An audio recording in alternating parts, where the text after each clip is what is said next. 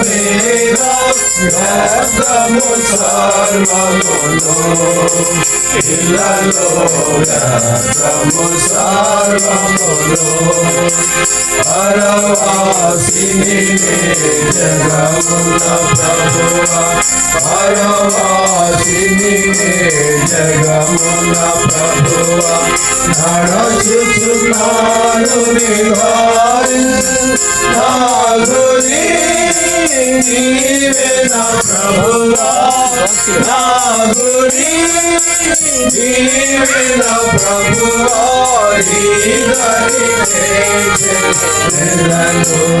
నేను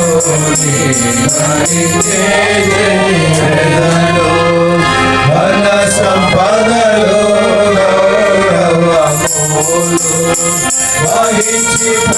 వహించిపోయి లోకమున ధన సంపదలో గౌరవములు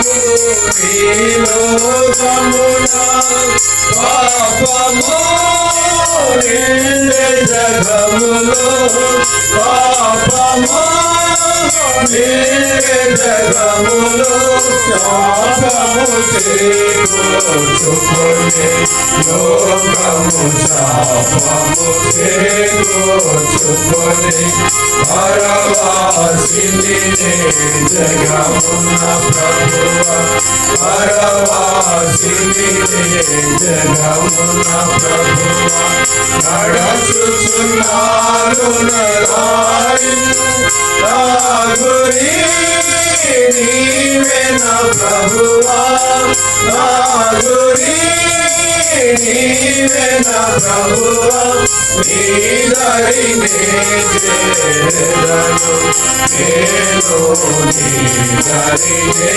చేరను తెలుపుమో నాకు తెలుపుమో నాయువు ఎంతో తెలుపుమో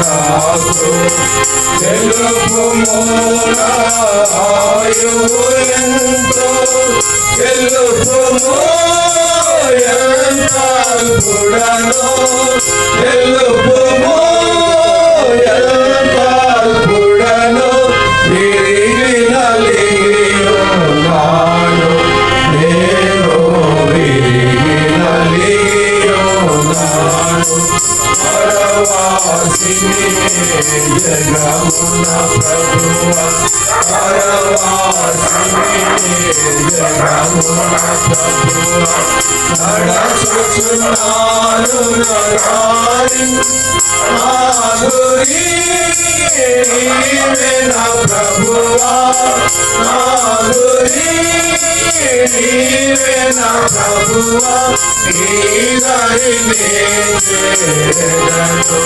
నేను నీ దరినే చేరను ఆదినము ప్రభువు పెరిగితిని నీ రక్తము చే మార్చబడితిని ఆదినము ప్రభువు పెరిగితిని నీ రక్తము చే మార్చబడితిని క్షమాపణ పొందితివనగా క్షమాపణ పొందితివనగా ఆనందము కలిగే నాలో ఆనందము కలిగే పరవాసిని జగమున ప్రభువా పరవాసిని జగమున ప్రభువా నడచుచున్నాను నీ దారి నా గురి నీవే నా ప్రభువా నాదురి నీవే నా ప్రభువా నీ దరినే చేరదను నేను నీ దరినే చేరదను రాత్రి కూడనే లోకములో సిలువ మోయుచు సాగెదనివను రాత్రి కూడనే లోకములో సిలువ మోయుచు సాగెదనివను అమూల్యమైన ధనముగా అమూల్యమైన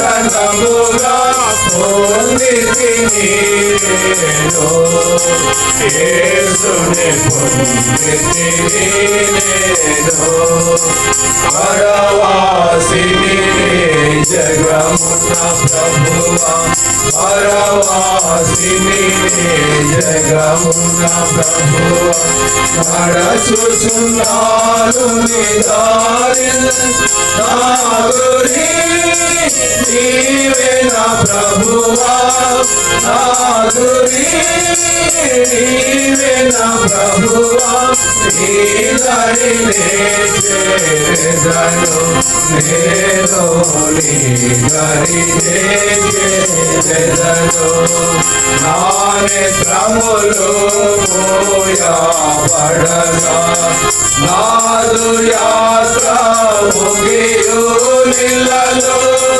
నా నేత్రములు మోయబడగా నాదు యాత్ర ముగియు నిలలో చేరదు పరలోక దేశము చేరదు పరలోక దేశము నాదు గానము ఇది నిత్యము నాదు గానము ఇది పరవాసిని జగమున ప్రభువా పరవాసిని జగమున ప్రభువా నడచుచున్నాను నీ దారిని నాదురి నీవే నా ప్రభువా నాదురి నీవే నా ప్రభువా నీ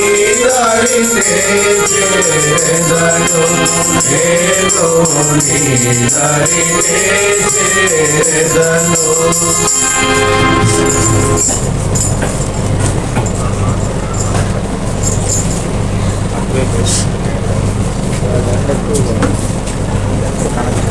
ఇది పెట్టు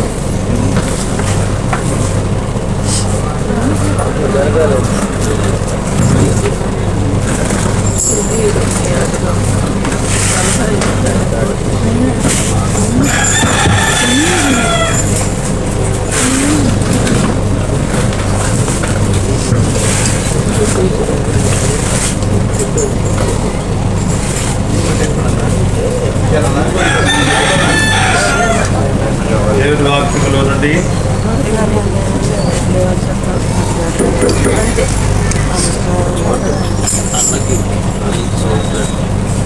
యోబు గ్రంథం దేవుని వాక్యములో నుండి యోబు గ్రంథము 1వ అధ్యాయం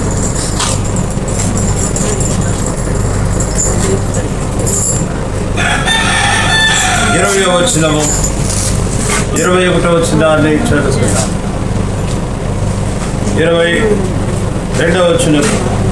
అప్పుడు యోబు లేచి తన పై వస్త్రమును చింపుకొని తల వెంట్రుకలు కరిగించుకొని నేల మీద సాగిలపడి నమస్కారం చేసి ఇట్లా నేను నా తల్లి గర్భములో నుండి దిగంబరుడై వచ్చి తిని దిగంబరుడై అక్కడికి తిరిగి వెళ్ళేదను. యెహోవా ఇచ్చెను, యెహోవా తీసుకొని పోయాను. యెహోవా నామమునకు స్తుతి కలుగును గాక. ఈ సంగతులలో ఏ విషయం అందనో యోబు ఏ పాపమును చేయలేదు, దేవుడు అన్యాయము చేశాడని చెప్పలేదు. చిన్న ప్రార్థన చేసుకుందాం. ప్రభుగల పరలోకపు తండ్రి, రీజన్ల పౌలుస్ గారు నూర్జహాన్ సిస్టర్ వారి కుమారుడు ఏజెంట్ సైమన్ మరి లోకయాత్ర ముగించుకున్నాడు. ప్రభు తల్లిదండ్రులకు ఆదరణ దయచేయము. ఆనాడు యోగు చెప్పినట్లుగా వారు కూడా చెప్పగలగటానికి ధైర్యము దయచేయమని ప్రభువా వారిని మీరే దర్శించమని యేసుక్రీస్తు నామమున ప్రార్థించి వేడుకొనుచున్నాం తండ్రి. ఇక్కడ 20వ వచనములో యోబు లేచి తన పై వస్త్రమును చింపుకొని తల వెంట్రుకలు కొరిగించుకొని నేల మీద సాష్టాంగపడి నమస్కారము చేసి ఇట్లన్నాడంట. ఎప్పుడు ఆయన ఈ సందర్భం అంటే 19వ వచనములో గొప్ప సుడిగాలి అరణ్య మార్గముగా వచ్చి ఆ ఇంటి 4 మూలలు కొట్టగా అది యవనుల మీద పడినందున వారు చనిపోయి నీకు తెలియచేయటకు మనము యోబు గురించి తెలుసు. మనకు యోబు యథార్థవంతుడైన మనుషుడు, తర్వాత న్యాయవంతుడు, యెహోవా యందు భయభక్తులు కలిగి చెడుతనాన్ని విసర్జించినటువంటి వాడు. అలాంటి వాడు మరి భూమి మీద లేడని దేవుడే సాక్ష్యం ఇచ్చాడు. చూడండి 8వ వచనం. అందుకు యెహోవా నీవు నా సేవకుడైన యోబు సంగతి ఆలోచించితివా? అతడు యథార్థవంతుడును న్యాయవంతుడనై దేవుని యందు భయభక్తులు కలిగి చెడుతనము విసర్జించిన వాడు. చూసారా, భూమి మీద అతని వంటి వాడు ఎవడునూ లేడు. భూమి మీద ఆ దినాల్లో ఎంతమంది మనుషులు ఉన్నారో మనకైతే తెలియదు, కానీ యోబుని గురించి దేవుడిచ్చిన సాక్ష్యం ఏంటంటే భూమి మీద అతని వంటి వాడెవడునూ లేడంట. అంటే యోబు లాంటి యథార్థవంతుడు భూమి మీద ఎవరు కూడా లేరు. యోబు లాంటి న్యాయవంతుడు భూమి మీద ఎవరు కూడా లేరు. యోబు వలె దేవుని యందు భయభక్తులు కలిగి చెడుతనాన్ని విసర్జించినటువంటి వారు భూమి మీద ఎవరు కూడా లేరు. అలాంటి మనుషుల యొక్క కుటుంబంలో ఒక ఘోరమైన విపత్తు వచ్చి పడి. ఏంటి ఆ విపత్తు అంటే 18వ వచనము, యోబు గ్రంథము 1వ అధ్యాయం 18వ వచనం. అతడు మాట్లాడుచుండగా వేరొకడు వచ్చి నీ కుమారులను నీ కుమార్తెలను తమ అన్న ఇంట భోజనము చేయించు, ద్రాక్షరసం పానము చేయించుండగా గొప్ప సుడిగాలి అరణ్య మార్గముగా వచ్చి ఆ ఇంటి 4 మూలలు కొట్టగా అది యవనుల మీద పడినందున వారు చనిపోయి. చూడండి ఎటువంటి విపత్తు సంభవించింది. యోబు గారికి ఎంతమంది పిల్లలు? 7 కుమారులు, 3 కుమార్తెలు. చాలా ఐక్యంగా వారు ఉన్నారు. వారు ఏం చేస్తున్నారంటే ప్రతిరోజు ఒక్కొక్క ఇంటిలో విందు జరుపుకుంటా ఉన్నారు. 18వ వచనం ప్రకారము నీ కుమారుడు నీ కుమార్తెలు తమ అన్న ఇంట భోజనము చేయించు, ద్రాక్షారసము పానము చేయించుండగా గొప్ప సుడిగాలి మార్గముగా వచ్చి ఆ ఇంటి గొప్ప సుడిగాలి అరణ్య మార్గముగా వచ్చి ఆ ఇంటి 4 మూలలు కొట్టగా అది ఆ యవనుల మీద పడినందున వారు చనిపోయారు. మరి ఈ సందర్భంలో యోబు ఏమనాలి? యోబు ఎంతో యథార్థవంతుడు కదా, న్యాయవంతుడు కదా, దేవుని యందు భయభక్తులు కలిగి చెడుతనాన్ని విసర్జించినటువంటి వాడు కదా. అతని వంటి వాడు భూమి మీద ఎవరు కూడా లేరని దేవుడు సాక్ష్యం ఇచ్చాడు కదా. మరి ఆ కుటుంబంలో ఇలాంటి విపత్తు దేవుడు ఎందుకు అనుమతించాడు? 7 కుమారులు, 3 కుమార్తెల మీద మరి ఆ సుడిగాలు వచ్చి ఇంటి 4 మూలలు కొట్టినప్పుడు యవనస్తులు వారు ఆ యవన మీద పడగా వారు చనిపోయారు.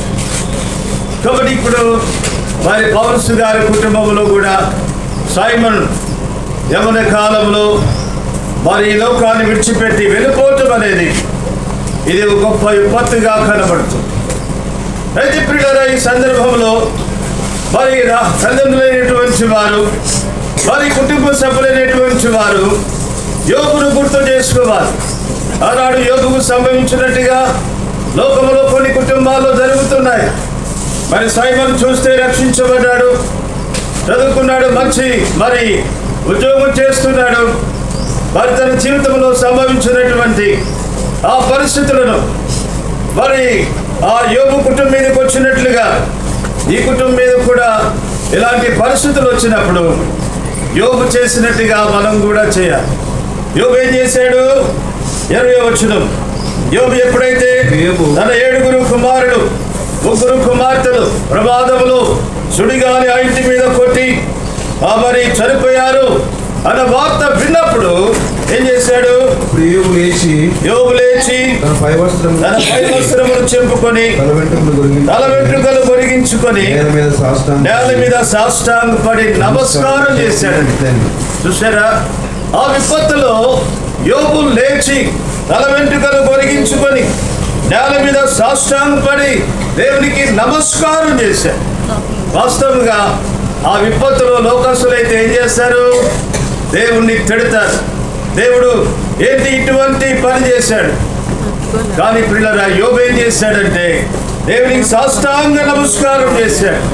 కాబట్టి మనమైతే అన్ని పరిస్థితులు బాగున్నప్పుడు దేవుణ్ణి ఆరాధిస్తాం, దేవుణ్ణి స్తుతిస్తాం, దేవునికి నమస్కారం చేస్తాం. కానీ యోబు చూస్తే ఘోరమైన విపత్తులు, తన 7 కుమారులు 3 కుమార్తెలు ప్రమాదంలో ఒకే దెబ్బలో వారు చనిపోయినప్పుడు యోబు సాష్టాంగ నమస్కారం చేసి ఎటువంటి మాటలు పలికాడో చూడండి. 21వ వచనం. నేను నా తల్లి గర్భములో నుండి దిగంబరుడై వచ్చి దిగంబరుడై ఎక్కడికి తిరిగి వెళ్ళెదను. యెహోవా ఇచ్చెను, యెహోవా తీసుకొని పోయెను, యెహోవా నామమునకు స్తుతి కలుగును. చూసారా ఎటువంటి మాటలు పలికాడంటే, నేను నా తల్లి గర్భములో నుంచి దిగంబరుడై వచ్చాను, దిగంబరుడై అక్కడికి తిరిగి వెళతాను. యెహోవా ఇచ్చెను, యెహోవా తీసుకొని పోయెను, యెహోవా నామమునకు స్తుతి కలుగునుగాక అన్నాడు. అవును, బైబిల్ ఏమని చెప్తుంది? గర్భఫలము యెహోవా ఇచ్చు బహుమానం, కుమారుడు ఆయన ఇచ్చేటువంటి స్వాస్థ్యం. కాబట్టి 7 కుమారులను 3 కుమార్తెలను దేవుడే యోబుకి ఇచ్చాడు. మరి వారు చనిపోయినప్పుడు యోబు చెప్పినటువంటి మాట ఏంటంటే, యెహోవా ఇచ్చెను, యెహోవా తీసుకొని పోయెను, యెహోవా నామమునకు స్తుతి కలుగునుగాక అన్నాడు. మరి యెహోవా ఎలా తీసిపోయాడు? ఒక సాధారణమైన మరణంలో తీసిపోయాడా అంటే కాదు. ఒక భయంకరమైన విపత్తు వారి మీద ఎక్కడైతే విందు చేసుకుంటా ఉన్నారో వారి మీద సుడిగాలి అరణ్య మార్గంగా వచ్చి ఆ ఇంటిని కొట్టినప్పుడు ఆ ఇల్లు వారి మీద పడుట ద్వారా ఓ ప్రమాదంలో చనిపోయారు. 10 మంది యవన బిడ్డలు ఒక ప్రమాదంలో చనిపోయినప్పుడు, ఏంటి ప్రభా ఇలాంటి మరణం అనుమతించావు, ఏంటి ఇలాంటి పరిస్థితి అనుమతించావు అని చెప్పి యోబు దేవుణ్ణి ప్రశ్నించలేదు. ఏం చెప్పాడు? యెహోవా ఇచ్చెను, యెహోవా తీసుకొని పోయాడు. కాబట్టి దేవుడు తన బిడ్డలైన వారిని తీసుకుని వెళ్ళటానికి ఒకవేళ రకరకాల మరి పరిస్థితులు దేవుడు అనుమతించవచ్చు. కొంతమందిని యాక్సిడెంట్ ద్వారా, కొంతమందిని ప్రమాదముల ద్వారా, కొంతమంది రకరకాల మరణాల ద్వారా దేవుడు తను తీసుకుంటా ఉంటాడు. మరి యోబు యొక్క 7 కుమారులను 3 కుమార్తెలను ఎలా తీసుకున్నాడంటే, ఆ సుడిగాలి వచ్చి ఆ ఇంటి మీద కొట్టినప్పుడు ఆ ఇల్లు వారి మీద పడ్డప్పుడు మరణించారు. ఆ విధానంలో తీసుకున్నప్పుడు యోబు చెప్పిన మాటలు ఏంటంటే, యెహోవా ఇచ్చెను, యెహోవా తీసుకొని పోయాడు, యెహోవా నామమునకు స్తుతి కలుగునుగాక అన్నాడు. కాబట్టి ఈ సమయంలో పౌల్స్ గారి కుటుంబము, సహోదరి వారు కూడా ఈ మాటలు చెప్పి ఆదరణ పొందుకోవాలి. ప్రభువా, నీవు నాకు సైమను కుమారుడుగా ఇచ్చావు, ఇదిగో ఈ రీతిగా తీసుకోవటం ఒకవేళ మీ సంకల్పమైందేమో, కాబట్టి నీ నామమునకు స్తుతి కలుగునుగాక అని మనం చెప్పడం తప్ప మరి ఒకటి మనము చేయలేదు. కాబట్టి యోబు ఏం చేశాడు? యెహోవా ఇచ్చెను, యెహోవా తీసుకొని పోయాడు, యెహోవా నామమునకు స్తుతి కలుగునుగాక అన్నాడు. ఇంకా ప్రాముఖ్యమైన మాట ఏంటంటే 22వ వచనం. ఈ సంగతులలో ఏ విషయమందును యోబు ఏ పాపమును చేయలేదు, దేవుడు అన్యాయం చేశాడని చెప్పలేదు. ఎంత అద్భుతమో చూడండి. అటువంటి ప్రమాదకరమైన పరిస్థితులు యోబు తన బట్టలు చింపుకొని తల వెంట్రుకలు గొరిగించుకొని నేల మీద సాష్టాంగపడి దేవునికి నమస్కారం చేస్తూ ఆయన పలికిన మాట ఏంటంటే, ఈ సంగతులలో ఏ విషయమందును యోబు ఏ పాపం చేయలేదంటే. నిజంగా మన కష్టాలు వచ్చినప్పుడు మనము పాపం చేస్తాం. ఏం పాపం? నోటి ద్వారా పలుకుతాం, దేవుడు నాకు ఏం చేశాడు అని చెప్పి దేవుడి విషయంలో మరి నిర్లక్ష్యంగా మాట్లాడతారు. దేవుడు నాకు ఏం చేశాడు, అసలు దేవుడు ఉన్నాడా లేడా, దేవుడు ఉంటే ఎందుకు నాకు ఈ పరిస్థితి అని లోకంలో మాట్లాడేవారు ఉన్నారు. కానీ యోబు అలా మాట్లాడలేదమ్మా. ఏం మాట్లాడాడు? ఈ సంగతులలో ఏ విషయమందు యోబు ఏ పాపం చేయలేదంట. అంటే తన నోటి ద్వారా పాపం చేసేటువంటి మాటలు పలకలేదు. ఇంకా తర్వాత ఏమని రాబడింది? దేవుడు అన్యాయం చేశానని చెప్పలేదంట. నిజంగా పరిస్థితి చూస్తే ఎవరు చెప్పాలి? దేవుడు ఎందుకు ఇంత అన్యాయం చేశాడు అని చూసే వారందరూ కూడా పలుకుతారు. కానీ యోబు ఆ మాట పలకలేదు. ఏం పలకలేదు? దేవుడు అన్యాయం చేశానని చెప్పలేదు. కాబట్టి యోబు వలె మనం కూడా ఈ కుటుంబంలో సంభవించిన పరిస్థితులలో యోబును జ్ఞాపకం చేసుకొని ఆయన పలికిన మాటలు జ్ఞాపకం చేసుకొని మనం కూడా దేవుని స్తుతించాలి. యెహోవా ఇచ్చెను, యెహోవా తీసుకొని పోయెను, యెహోవా నామమునకు స్తుతి కలుగునుగాక అని చెప్పి మనం కూడా మనం ఏ పాపము చేయకుండా దేవుడు నాకు అన్యాయం చేయలేదు, దేవుడు ఇచ్చాడు, దేవుడు తీసుకొని పోయాడు అని చెప్పే వారంగా ఉంటాం. దాని తర్వాత మనము మరి ఒక సందర్భాన్ని బైబిల్లో మనం చూసినప్పుడు యెషయా గ్రంథం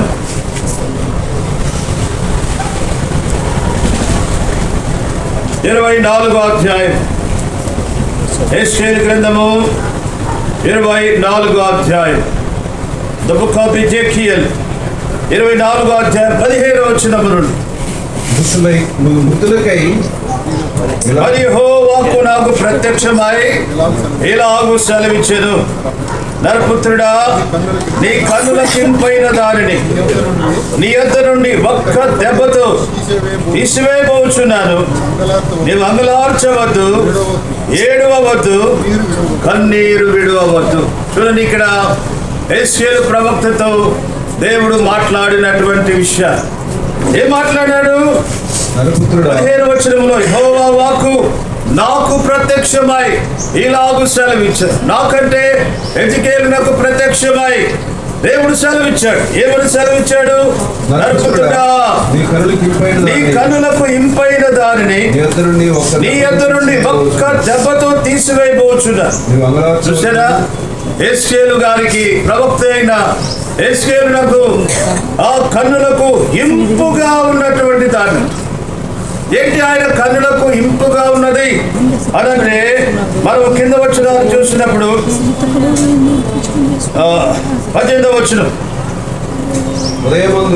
ఉదయమందు జనులకు నేను ప్రకటించితిని, సాయంత్రం నా భార్య చనిపోగా ఆయన నాకు ఆజ్ఞాపించినట్లు మరునాటి ఉదయమున నేను చేసితిని.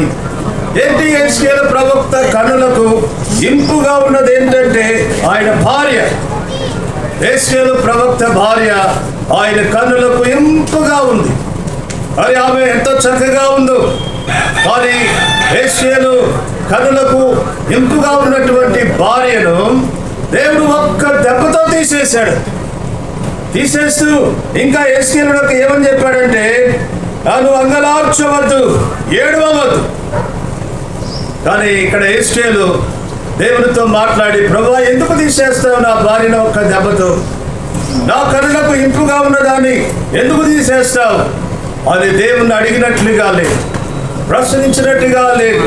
దేవుడు తన చిత్త ప్రకారము యెషయాకు ఇంపుగా ఉన్నటువంటి కన్నులకు ఇంపుగా ఉన్నటువంటి భార్యను ఒక్క దెబ్బతో తీసేశాడు.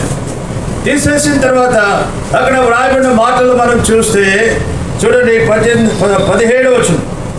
మృతులకై విలాపము చేయక నిశ్శబ్దంగా నిట్టూర్పు విడువుము.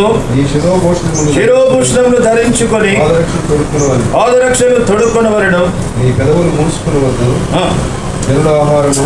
ఇక్కడ చూడండి, దేవుడు ఏమైతే యెహెజ్కేలుకు చెప్పాడో అది భార్య చనిపోయినప్పుడు, తన కన్నులకు ఇంపుగా ఉన్నటువంటి భార్య చనిపోయినప్పుడు దేవుడు ఏమైతే చెప్పాడో అదే ప్రవక్త చేసినట్లుగా ఇక్కడ మనం చూస్తున్నాం.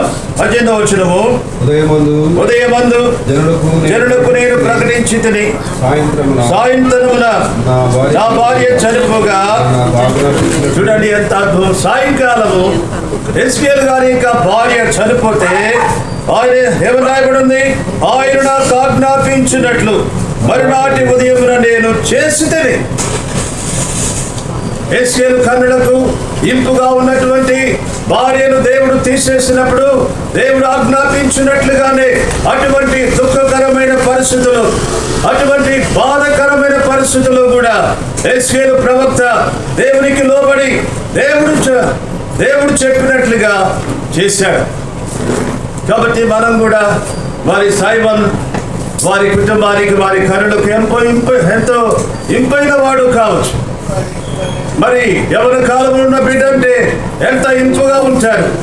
కానీ పిల్లల ఆయన తీసుకొని పోవటం ప్రభు చిత్తమైంది.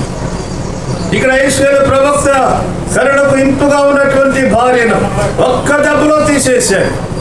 అయితే దేవుడు చెప్పాడు, నువ్వు అంగలార్చవద్దు, ఏడవద్దు, కానీ మౌనంగా నువ్వు దుఃఖించు అని చెప్పి దేవుడు చెప్పినట్లుగా యెహెజ్కేలు జరిగించినట్లుగా మనం చూస్తున్నాం. కాబట్టి ఈ భూమి మీద కొన్ని కుటుంబాలు అక్కడ చూస్తే, మనము యోబు గ్రంథంలో చూస్తే యోబు కుటుంబంలో గొప్ప విపత్తు ప్రమాదంలో 10 మంది పిల్లలు ఒకే దెబ్బలో చనిపోయారు. ఇక్కడ చూస్తే యెహెజ్కేలు కుటుంబంలో కూడా భార్య మరి ఒక్క దెబ్బతో తీసివేయబడినప్పుడు వారి యెహెజ్కేలు దేవుడు చెప్పినట్టుగానే చేసినట్లుగా మనం చూస్తున్నారు.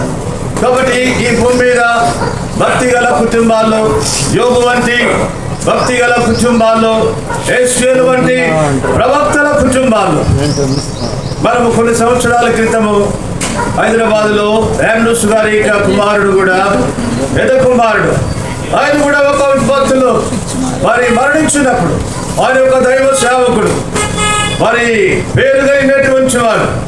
అలాంటి ఆయన పెద్ద కుమారుడు మరి విపత్తులో మరి లోకాన్ని విడిచిపెట్టబడటం అనేది గొప్ప దుఃఖకరమైన విషయం. అలాంటి పరిస్థితులు ఆయన సేవను వదిలిపెట్టాడా, దేవుడు అన్యాయం చేశాడని చెప్పాడా అంటే లేదు. కాబట్టి దేవుని చిత్తానికి లోబడి కష్టకాలంలో కూడా మనం దేవుడు చెప్పినట్టుగా చేయవలసిన వారమై.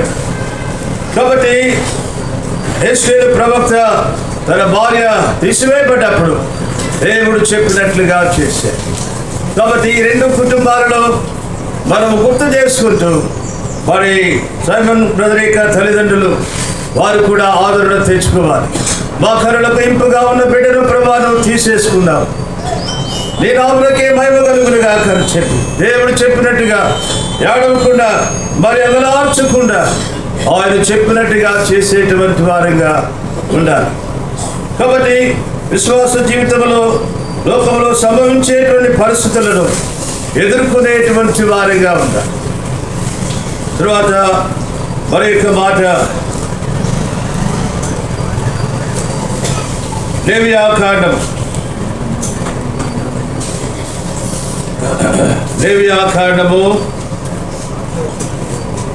10వ అధ్యాయంలో కూడా అక్కడ కూడా అహరోను గారి యొక్క కుమారుడు వారు కూడా విపత్తులు మరణించటం అనేది దేవుని వాక్యంలో మనం చూస్తాం.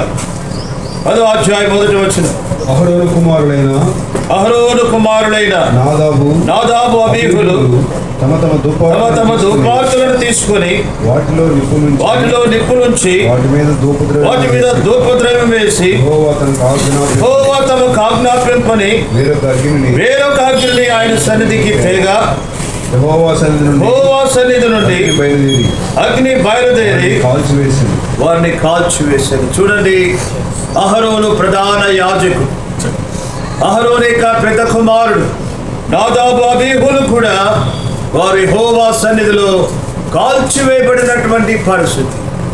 ఎందుకు ఇలా జరిగిందంటే ఇక్కడ వారు మరి యెహోవా తమకు ఆజ్ఞాపింపని వేరొక అగ్ని ఆయన సన్నిధికి తెచ్చారు.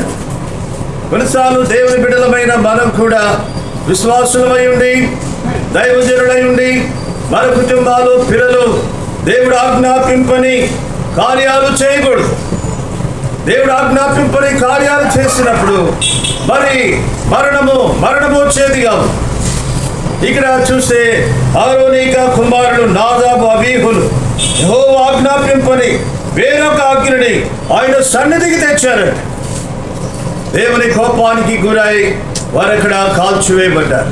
అటువంటి సందర్భంలో మన అహరోను చూస్తే ఆయన ఏం మాట్లాడడు.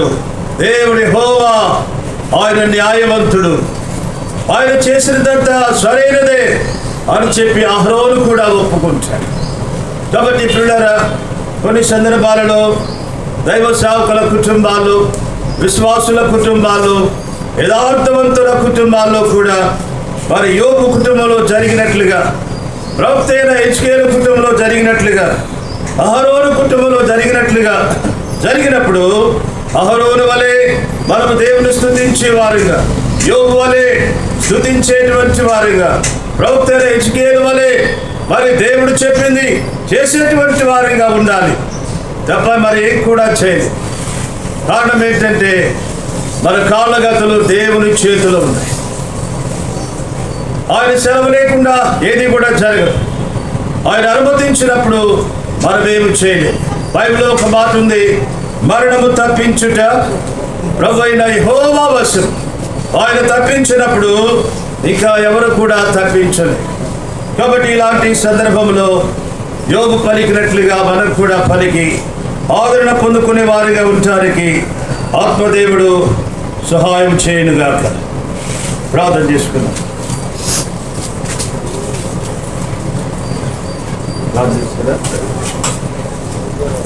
ప్రేమగల పరలోకపు తండ్రి, ప్రభువైన యేసు నామమున ఈ ఉదయకాలమందు వేజండ్ల పౌలుసు గారి ఇంటిలో నూర్జహాన్ సిస్టర్ వారి కుమారుడు వేజండ్ల సైమన్ లోకాన్ని విడిచిపెట్ట వారి ఎంతో దుఃఖకరమైన విషయము.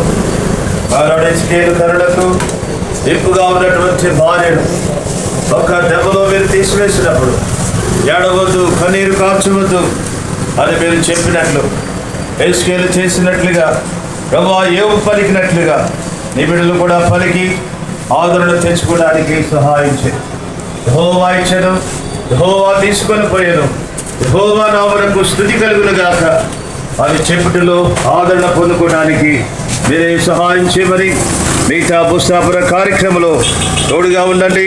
తల్లిదండ్రులను వారి కన్నీరు కారుస్తున్నారు, వారిని ఆదరించండి ప్రభువా, ధైర్యపరచండి. వారికి నిబ్బరాన్ని అన్ని దయచేయండి. వారి కనులకు ఇంపుగా ఉన్న కుమారుని మీరు తీసివేసినందుకు వారు దుఃఖించకుండా మీ చిత్తము జరిగించే వారిగా ఉండటకు సహాయం చేయండి.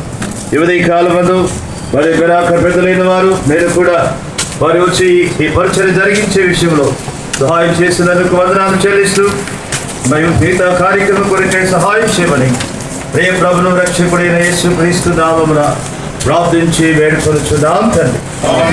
ఆమేన్.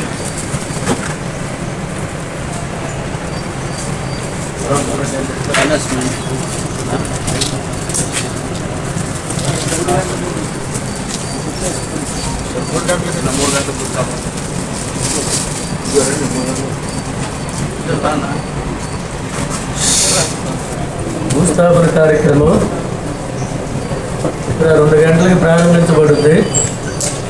ఇక్కడ నుంచి మందిరానికి తీసుకెళ్తాం. అక్కడ 1/4 గంట వాకింగ్ చెబుతారు. అక్కడ నుంచి బరియల్ గ్రౌండ్స్కి భూస్థాపన కొరకే వెళ్తాం. రైతులు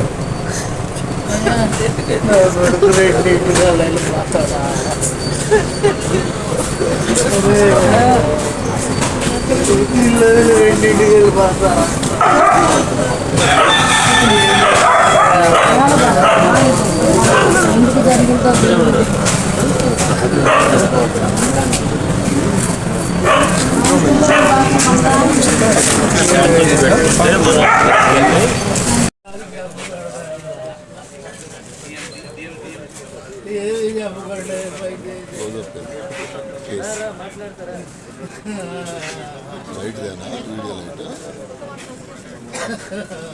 అనుకున్నాడా ఏదో కూడా వేసుకోలేదంట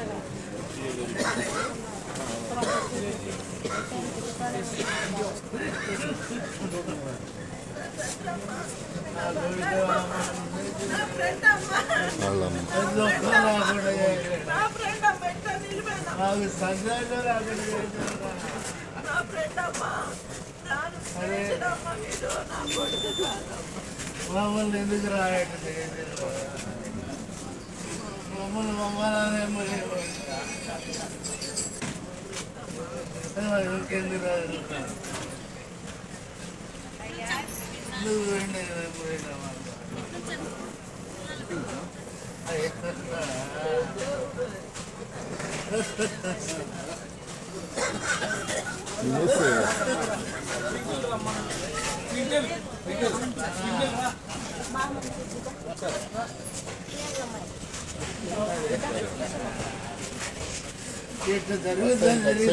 మాటెళ్ళమ్మా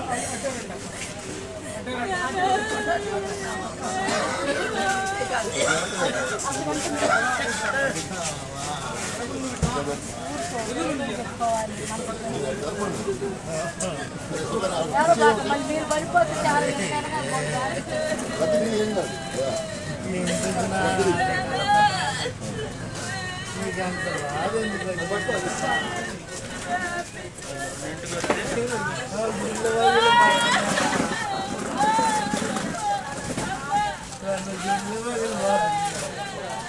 అంత పని చేశారు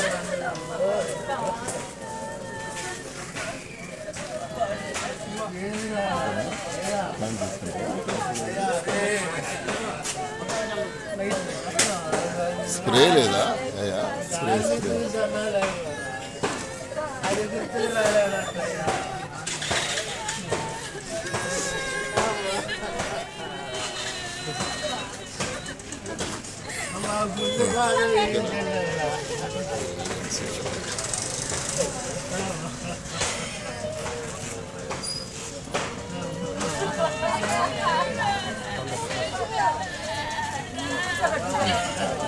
పెట్టేసారు అమ్మా ఒకసారి అమ్మా ఒకసారి